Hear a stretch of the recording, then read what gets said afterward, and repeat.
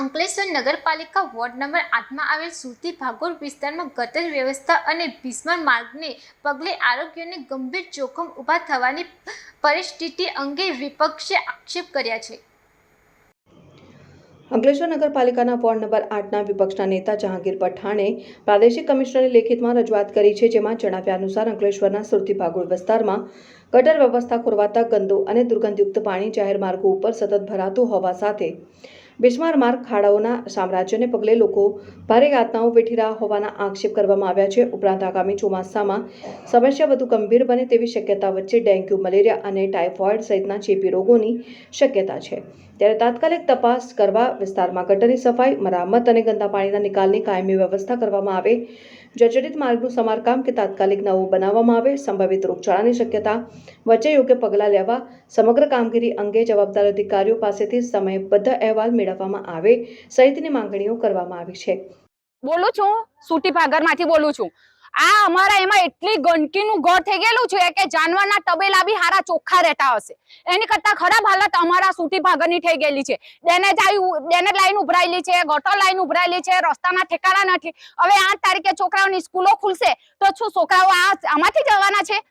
આ મોટી મોટી સોસાયટીઓમાં કેમ તરત જ કામ થઈ જાય છે, જીસીપી ઉભા રહી જાય છે, એક રજૂઆતથી એ લોકોનું કામ થઈ જાય તો પછી કેમ અમારા આદિવાસી વિસ્તારમાં જ કેમ નથી થતું? દર વખતે અમારે આંદોલન કરીને જ કેમ અમારા કામ ઉભા કરવા પડે છે? અમલીબેન વસાવા, શું તકલીફ છે? બપોરનું પાણી બી કેટલું ખરાબ આવે, વાપરવાનું પાણી નહીં મળે, સારું રસ્તામાં રહીને એટલું ખરાબ પાણી જાય, ડેનેજ લાઈટનું બીમારી પડે, બીમાર થવું તો અમે ખાવું કે બીમારના પૈસા કાઢવાના છે? કાંઠે લાવીને પૈસા કાઢવું અમે આદિવાસી લોકો ફરિયાદ કરી પણ કોઈ આવતો નથી, જોવા બી નહીં આવતો નગરપાલિકાનો ને કોઈ આવતું નથી અહીંયા ગાડી ના પાણી તો જોવા તમે કેટલું ખરાબ પાણી આવે, અમે બીમાર પડી ગયા, અમારા છોકરા બીમાર પડે કોણ લઈને જવાનું છે? અંકલેશ્વર નગરપાલિકાના નવા શાસન દરમિયાન ગંદકીનું સામ્રાજ્ય એટલું બધું વધી ગયું છે કે જેનો કોઈ હિસાબ નથી। સુરતી ભાગળવાળા એરિયો જે વોર્ડ નંબર 8ની અંદરમાં લાગે, આદિવાસી વિસ્તાર, ત્યાં આગળ પાણીની લાઈન લખાઈ છે 100%, પણ સાથે સાથે ડ્રેનેજ લાઈન પણ ખોદી નાખવાથી રોડ પર પાણી ખૂબ ઉભરાઈ ગયું છે, જેના હિસાબે મેલેરિયા થવાના ચાન્સીસ, ટાઇફોઇડ થવાના ચાન્સીસ, ગેસ્ટ્રો થવાના ચાન્સીસ આદિવાસીઓમાં વધી ગયા છે।